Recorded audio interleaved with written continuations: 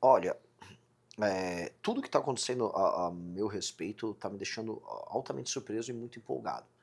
Eh, Naturalmente eu sou uma liderança do MBL e do Partido Missão há muito tempo.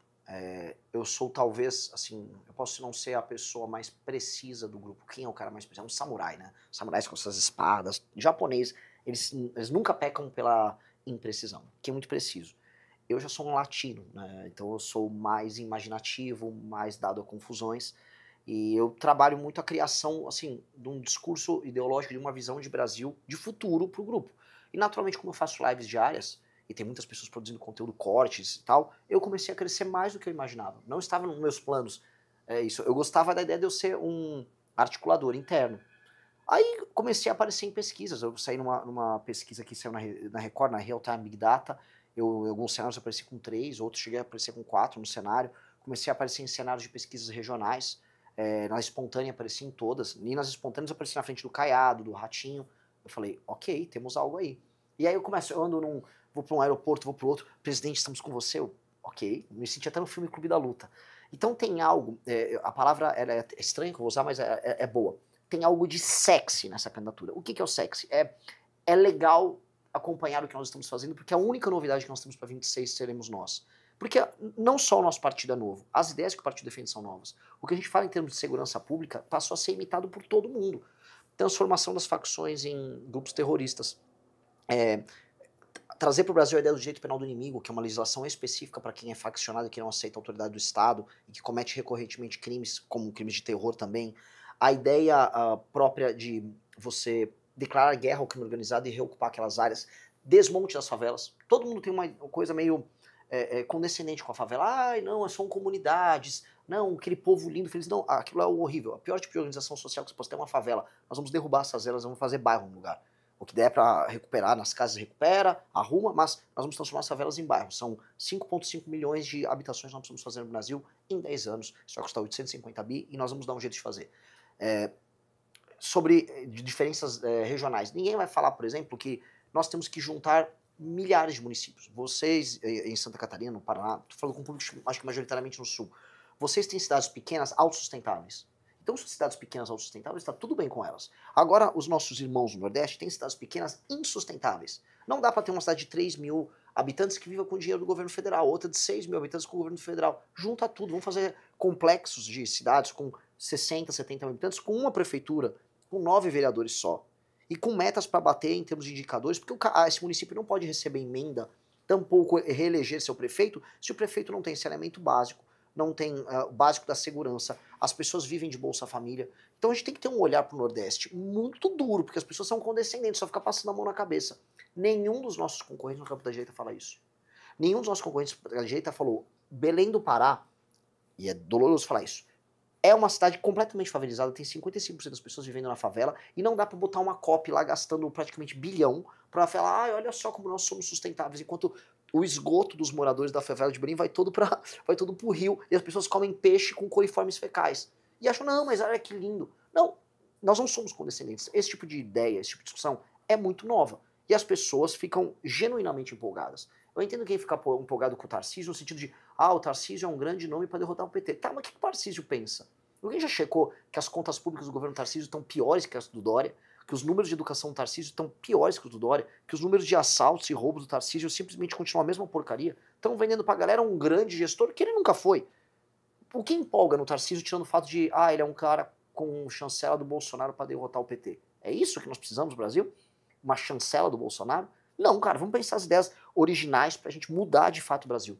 E isso tornou, volto a colocar, nossa candidatura ou pré-candidatura sexy, empolgante, e eu acho que começamos a aparecer. Vamos lá, então o senhor projeta trabalhar em 2026 e realmente vislumbrar uma presidência da República com condições aparecendo em pesquisas. Vamos cogitar uma vitória? Vamos. Vamos cogitar, acho que precisamos sonhar com vitórias. O Missão ganhando a eleição em 2026, como gerir com o centrão que o senhor citou ali no início, que é realmente voltado para interesses intrapartidários? Vai ter que ter conversa, vai ter que ter negociação. O Missão em algum momento pode abrir mão desses princípios? Ele não pode. Se numa primeira presidência da República a gente vender a mãe, acabou. Acabou. E acabou tudo. E eu encerro o partido. Volta ao mesmo que já tem. É lógico, mais do assim, mesmo. eu prefiro encerrar o partido e falar, olha, o Brasil é uma equação sem solução, tá? Cuidem das suas vidas. Eu não vou vender a tese. E eu posso colocar assim, falar isso como um compromisso público. E o que seria não vender a mãe? Para ser objetivo, que eu também não tô aqui prometendo coisa assim, vou chegar no poder e vou fazer coisas inexequíveis. Nós vamos decretar guerra ao crime organizado. É um fato. Nós vamos fazer eleição sobre isso, nós vamos decretar guerra ao crime organizado. E eu espero que o Congresso Nacional vote favoravelmente a isso. Nós não temos problemas em União Brasil, ou PP, ou PSD, nomearem um ministro para tocar as coisas com a gente. Problema algum. Só que eles não vão nomear ministro ladrão, não vai vir ninguém, aqui é porta fechada, e eles vão nomear para tocar um programa de governo que foi votado. E tudo conosco tem programa. Tem que ser para tocar o programa.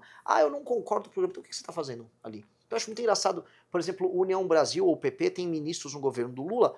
Não, mas nós não concordamos. Mas com o que vocês não concordam? Então por que vocês estão no governo? Essa coisa que tem no Brasil do tipo, eu só tenho uns cargos lá. Que é real, só tem uns cargos ali. Isso tem que ser abandonado.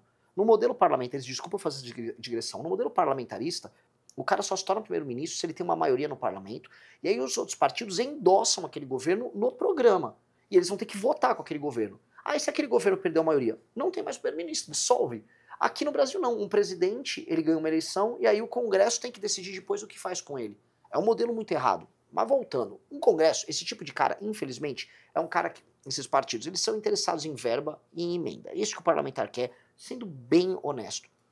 Eles sabem que isso está para, basicamente, quebrar, porque há uma crise fiscal que o Brasil irá enfrentar em 2027 e 2028. Há um super default que o Brasil vai ter, não é minha opinião, não é a opinião de ninguém. Você vai do Marcos Lisboa até os consultores da Câmara, até o Ministério da Fazenda, todos concordam que os gastos obrigatórios vão superar a arrecadação. Só os obrigatórios, não tô nem falando rolagem de dívida, nada.